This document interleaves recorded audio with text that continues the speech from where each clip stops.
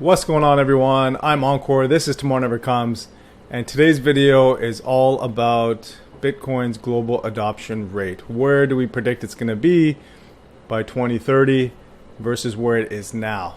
And I think it's a really good topic to have, mainly because everyone's freaking out about the price point. The price has crashed or is crashing or is going to go lower or it's going to go to zero. That's really the narrative that's been controlled by the media and fed to the masses, and they're eating it up, which is fine, which I understand. But I want to really speak to the adoption rate, because that is what's key. That's part of the fundamentals. How much is this technology being used and projected to be used, more so than what the price point is today? All right, so let's just get right into it here. So here's an article on Cointelegraph that says the global Bitcoin adoption to hit 10% by 2030, and this is done by a Blockware report. And before we even get into the article, I just want to show exactly where we are today. Well, as of 2021, we're sitting at just under 4% in global adoption rate, which was about 300 million crypto users worldwide. All right, and if we look at where we are projected to be by 2030 in terms of population, we're looking around 8.5 billion by 2030.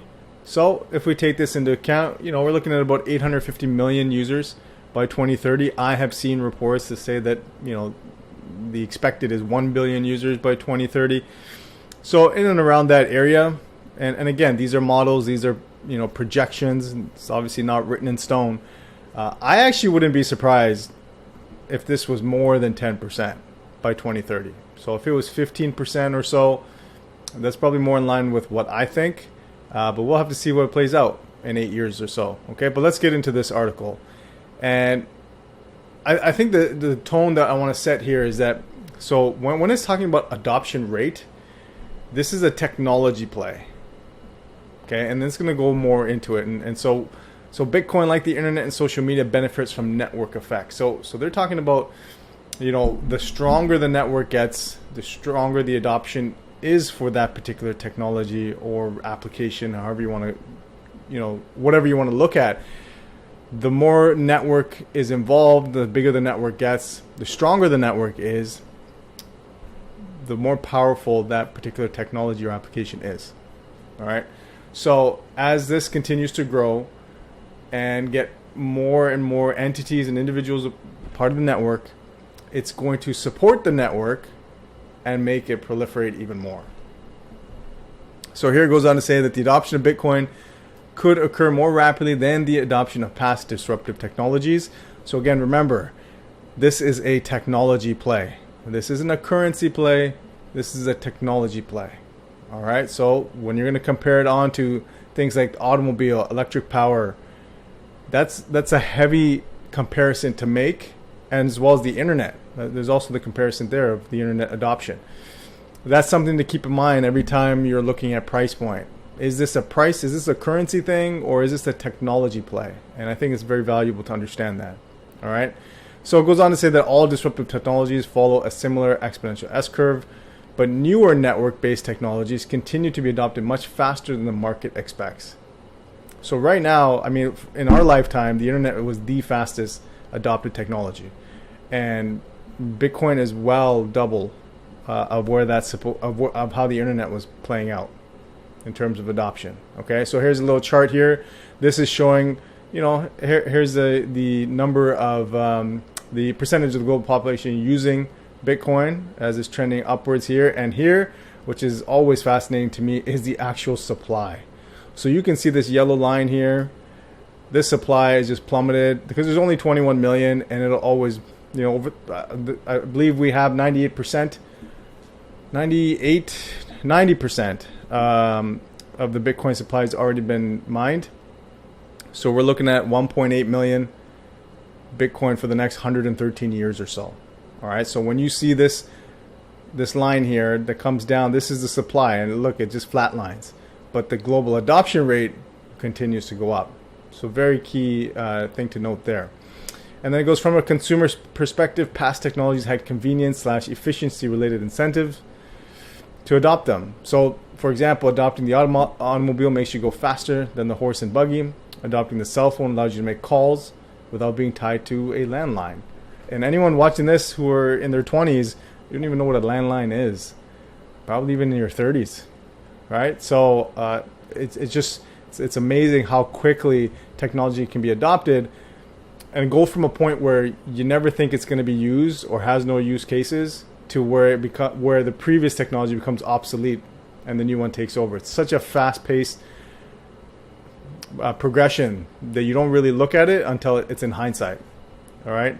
And so it goes, Bitcoin, like the internet, smartphones, and social media, also derive benefits from more people that adopt the technology, which is the network effect. And that's what we talked about before.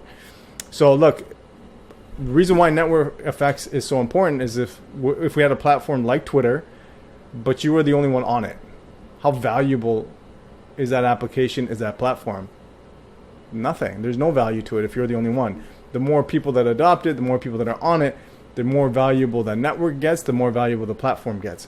Same thing with Bitcoin here. All right. So here they go on to say that regardless of whether it's 10% or 15% or whatever the number is, just the general trend is clear that there's a high probability that Bitcoin's global adoption will grow significantly in the future. And along with that, so because I showed you this chart here of where the supply is just falling rapidly to flatlining and the adoption is going up, the price is going to become exponential or exponentially higher than what it is.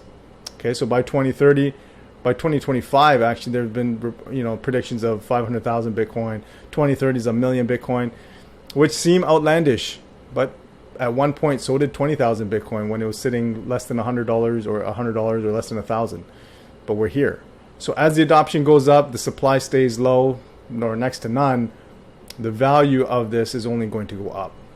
All right. So going on here, cryptocurrency adoption has been growing rapidly over the last few years.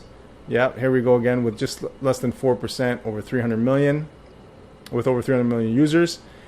And what's fascinating here is just between July of 2020 and June of 2021, Bitcoin and cryptocurrency adoption surged 881%. I mean, that's phenomenal. That is phenomenal, the amount of the rate of adoption there.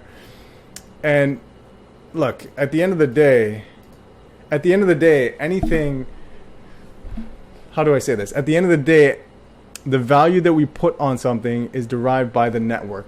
What the collective decides that particular asset, that particular platform, that particular application, how valuable is it, is decided by the network.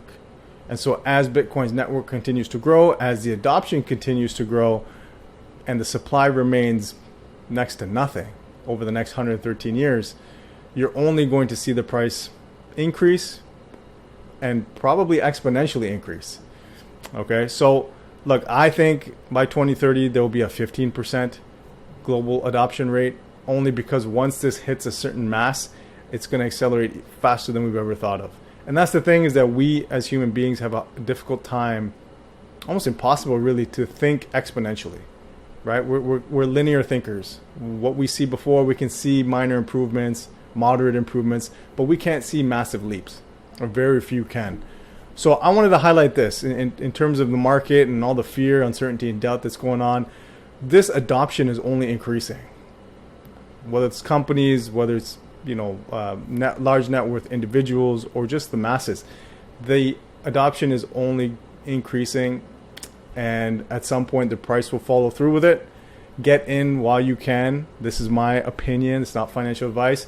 But if you see something that's being adopted faster than the internet and the price has been suppressed, you draw your own conclusions from that. All right, so guys, remember, tomorrow never comes. Take action, invest in yourself today, and I'll see you guys in the next video.